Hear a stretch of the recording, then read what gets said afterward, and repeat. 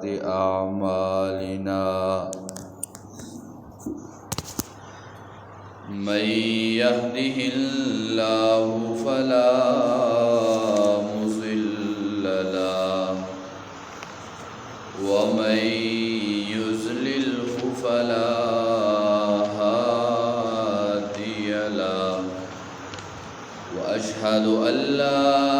إله إلا الله وحده لا شريك له ونشهد أن سيدنا وسندنا ومولانا محمدا عبده ورسوله أما بعد فأعوذ بالله من الشيطان الرجيم بسم الله الرحمن الرحيم إن عدة الشهور عند الله 12 شهرا في كتاب الله يوم خلق السماوات والأرض منها 4 حرم ذلك الدين القيم فلا تظلموا فيهن أنفسكم وقاتلوا المشركين كافة كما يقاتلونكم كافة واعلموا أن الله مع المتقين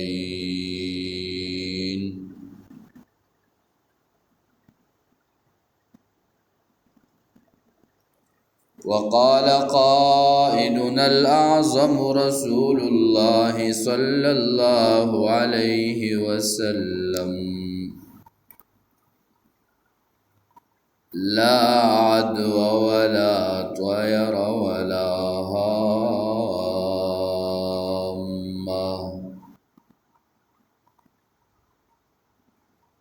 سبحان ربك رب العزة عما يصفون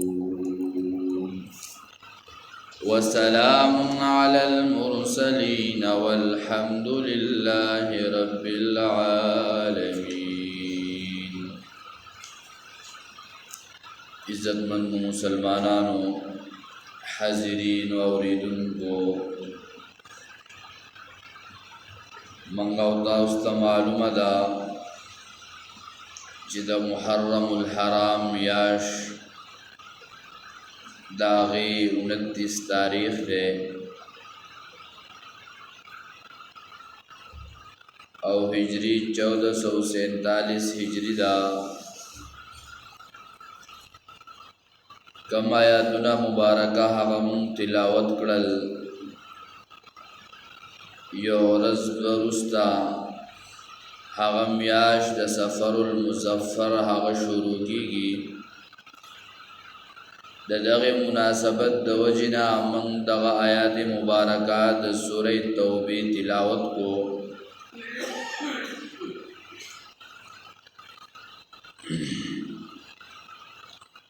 اور حدیث مبارک کے راضی دا مسلم روایت دے کہ بہاوے کے رسول اللہ صلی اللہ علیہ وسلم فرمائی کہ بدی کی یو درناک او درمن حقیقت دے او دہاغی نسبت اللہ جل شانہ تکئی او نبی علیہ السلام یو ورځ هغه خطبه کولا او وی فرمایل نن زه تاسو ته د الله داسې حکم ویما او داسې بیان درته کوما چې د هغې علم ستاسو سره نشته او الله جل شانه ما ته د هغې علم راکړی دی او بیا یې فرمایل چې هر هغه مال چې الله پیدا کړی دی دا ټول مال حلال دی، یعنی معنی دا شو چې حرام مال نشتا، بلکې زمونږ د خلکو مصیبت څه دی چې د حدیث هغه بیانول د نورو احادیثو په رڼا کې او د قرآن کریم په رڼا کې، بلکې څومره ډېر شبهات چې پیدا کېږي او منکرین حدیث پیدا کېږي هغه هم په دې وجه باندې پیدا کېږي. د محدثینو او د مفسرینو په دې خبره اتفاق دی چې مراد د دین هغه څاروي دي چې کوم مشرکینو په ځان باندې حرامول، بحیره او صایبه وسیله حام. مطلب دا نه چې بلکې ټول حرام دي، بعضی اشیاء د حرام قرآن کې هم الله ذکر کړي دي، حلال هم ذکر دي، چې کم الله او د رسول حرام کړي هغه به حرام وي، دا غینه علاوه چې کم حلال دي هغه به حلال وي. دیمه کړي د حدیث مبارکه چې دا بندگان الله ټول په فطرت د دین اسلام پیدا کړی دي، بلکې دا خلق د خپل مور پلار د هغوی په نقش قدم روان شي، هغوی ورته تربیت هغه سی ورکي، څوک یهودی شي، څوک نصرانی شي، څوک یو طرف ته څوک بل طرف ته، بلکې الله چې کله یو ماشوم پیدا کوي دا په فطرت د دین اسلام پیدا کوي. نو بیا دا دی چې هلکه دا ټول موحدین او په فطرت د اسلام پیدا شوي دي، دوی شرک دا ولې کوي؟ ځکه چې دی انسان ته دا شیطان دی، که دا انسی شیطان دی او که جنی شیطان دی، د کوشش دا وي چې دی د دین نه واړی، د دین نه یې وګرځئ او هغه اشیاء چې هغه الله او د هغه رسول صلی الله علیه وسلم حرام کړي هغه ورته حلال وګرځئ، او دغه شیطان په وسوسو باندې په دغه شرک او په دې کې اخته شي او هغه سره یو قسمه لوبې او دا کوي، تلعب ورته موږ او تاسو وایو. نو د هغې نه یو میاشت دا د سفر المظفر میاشت ده چې په دې کې به د عربو خلکو دا لوټ مار او دا کوو. نو چې کله به د سفر میاشت راله، د محرم میاشت به راغله، نو په دې کې به دوی نسیه کوله، بعضې میاشتې به یې مخکې کولې او بعضې به یې وروسته کولې. چې کله به د میاشت د کال آخرنۍ میاشت وه، نو اعلان به د دوی یو مشر وکړو چې دوباره د ذوالحجې میاشت شروع شوه، یا به کله د محرم میاشت وه نو اعلان به یې وکړو وی دا د سفر میاشت ده، چې کله به آینده کال شروع شو نو په هغې کې به بیا اعلان وکړو وی د مخکې نه په کم ترتیب چې دا میاشتې وي په دې کال به بیا په دغه طریقه باندې دا میاشتې وي. نو کله به کال د 11 میاشتو ګرځو او کله به کال د 14 میاشتو ګرځو. الله جل شانه د دې رد وکړو انما النسیء زیادة فی الکفر، زیادواله دا هم کفر دی او کفر دا گمراهی ده. د دې وجنا دوی به من خو د میاشتو هغه تعداد پورا کوو اصل د میاشتو تعداد هم دی خو د تعداد سره کومه طریقه چې او کم حکم چې د الله د طرف نه دی په هغه طریقه باندې شمار او عدد پوره کول شمار او عدد د خپل طرف ته نه دی چې سمخې کول او سروسته کول د دوی خو یو غلط رسم داو دویم رسم داو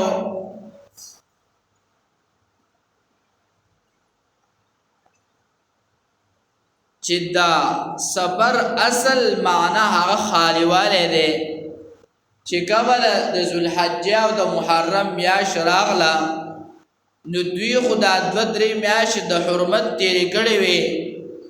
او دوی به لوټ مار کو قتل او قتال به کو بس دوی به د صبر په میاشت کې د خپل علاقون اوتل او دغه مکه او دا به خالف ریخودل دا به خالص ول بعض وی دا د صبر نه ده خدا صبر چې تا تحقیق کړه د علما ذکر کوي تاج العروض والا دا خبره ذکر کړي دا چې دا صبر اصل د خالیوال نه ده بلکې دا صبر د صبر نه ګرځي د دې وجه نه دوی د لوټ مار د پاره وتل او دغه مکه او دا به خالف ریخودل او دویمه بیماری دریمه په دوی کې دا وا چې بعضې بیماریانې هغه د معدې سره تعلق ساتي هغې ته صفرا وایي نو د دوی په سوچ او په خیال کې به دا وا چې په انسان کې یو چنجه هغه پیدا کېږي بعضې وایي درې قولونه ذکر دي چې کله د لوږې نه او د دینه پیدا کېږي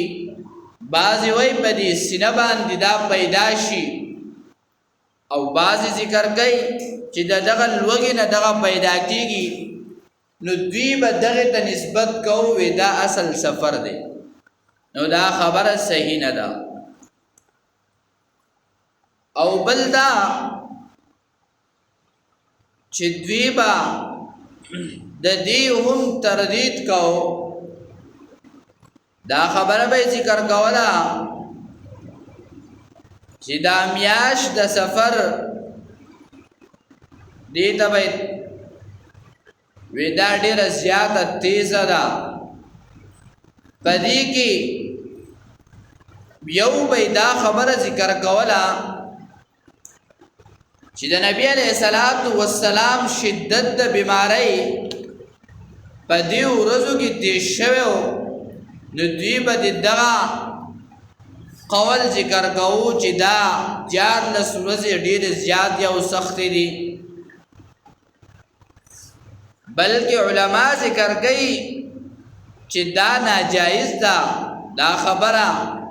دوی د ځان نه یو وجه تسمیه ذکر کړې ده د دې میاشتې لپاره خدا صحیح نه ده یا به وي دا 14 ورځې ډېرې زیاتې سختې نو په دغه کې به چوری موري دا پخه کړه او دا به تقسیموله نو شریعت هم وی دا زیاده ده ځان د بشریت کې یو سیس جوړول او هغه له نوم د شریعت ورکول دا زیاده ده لہذا دایمه نکړل او نبی علیہ الصلوۃ والسلام د دې سيزونو نبی وکړه بل بدوی ذکر کول چې دا میاش شروع شي وی پدې کې د اسمان نه دا جنات او دا راکوزيږي چې کله تاسو قدم اخلي نو بسم الله وایي زګه چې وی پدې کې د جناتو دا بچي وجلې کېږي او بیا به داسې کېږي داسې به کېږي او په اخر د دې میاش کې بیا یو طریقه خصوصا زنانه شروع کړي هغه بیا دا جاروګي او داسې زونه راواخلي او بس یو ځای ټک وي او بل ځای ټک وي او دا یو आवाज کوي سفرې وزه او سفرې وزه د ځان نه یو دین جوړ کړی دی دا دین د خزو په کتابونو کې دی بلکې دا په شریعت مطهره هغه دین چې الله را لېږلی دی او هغه دین چې د هغې تشریح نبی علیه الصلاة والسلام کړې ده په دې کې دا نشته بلکې دا د ښځو یو کتاب او دین دی به ځان لیکئ نو د دې هم نفي وکړه چې د جاهلیت دغه رسمونه دغه غلط سوچ او فکر دا لرګئ دا پرېږدئ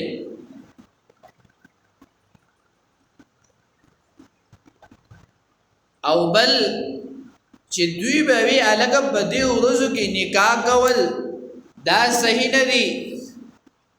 منګ وایو راشه چې دا د من وخایو د رسول الله صلی الله علیه وسلم هغه بیبي خدیجه الکبرى رضی الله تعالی عنها چې ټول اولاد د نبی علیہ الصلوۃ والسلام دغه بیبي نو یوا بیبي وینځه چې نبی علیہ الصلوۃ والسلام دا غینه یو بچیو او نور اولاد د نبی علیہ السلام د خدیجه الکبرى رضی الله تعالی عنها نو او دا غی نکاح په دې میاش کې شوه دی نو سوچ پکار دی چې دا میاش پیره ده میاش پیره نه ده بلکې حدیث کې راځي کس پیرواله راتله په دریو سيزونو کو بیا پیرواله ډېر زیاتو په خزا په کور او په اس کې زکه چې دا زیات تعلق ساتي د کور سره نو پدې کې سپیرواله نشته نو پدې کې دا سپیرواله د کمزې نه راغې حالن کې نبی علیہ السلام فرمایي چې دا نکاح زما سنت دی چې کم سړی زما د سنت نه اعراض کوي دا زما امتی نه دی مستدرک د حاکم کې دا روایت راوړی دی بل روایت کې راځي چې کم سړی دا حقوق ادا کول شي د بیبي د هغې کم کار مقصد او کم ضرورت پوره کول شي د دې سړي لپاره نکاح پکار دی بل حدیث کې راځي چې کله یو سړي ته نیکه بیبي ملاو شي نو دا د ده لپاره نیم ایمان ګرځي بلکې باقی ایمان دې په خپل عمل باندې جوړ کی او هغه دې صحیح کی نو پدې میاشتو کې نکاح کول بالکل جایز دي خوشالیانه به کول جایز دي دا نه چې دا دیار له سورزي دي د منګ سپیرواله دا غي نسبت کو پدې باندې ګڼ شی روایت موجود دي وخت کم دی یا بازی زمن دا یو رسوم هم ده سار یو سړی راوځي د کور سو کول بلار مخې لور شي کاری وشي وای د سپیره په مخ راوته سار مخې لراغه بس ټول ورځ می سپیره ده یا دغه شانتی نور د بازار دکانداران هم دا یو سوچي یو سړی راغه ویل کنن می ټول ورځ خراب وا الان کې دا سپیرواله دا د سن راځي دا په یو سړی کې پروت دی نه دا غلط عقیده ده غلط سوچ دی غلط فکر دی یا به دوی دا وي چې کله یو سړی قتل شي ظلمن د هغه بدله څوک وانخلي وی د روح بره تاویږي ګونګی راشي او هغې راواخلي په هغې کې دنده شي او هغه ګرځي چاپېره او د خفګان اظهار کوي نو په ګونګه کې دا دومره عقل چا واچو او دا روح پکې چا دننه کو دې ته سوچ پکار دی چې دا روح پیدا کړی چا دی دا ګونګی پیدا کړی چا دی خو دا ته ځان نه جوړ کړی شوي خبرې او بیا ورته د دین نسبت کوي بلکې دا دین نه دی دا خرافات دي بدعات دي د ځان نه جوړ کړی شوي دي نو پکار دی چې موږ او تاسو په هغه دین باندې عمل وکړو چې کم دین الله را لګلې دی او هغه دین چې هغه تشریح جناب کریم صلی الله علیه وسلم کړی دا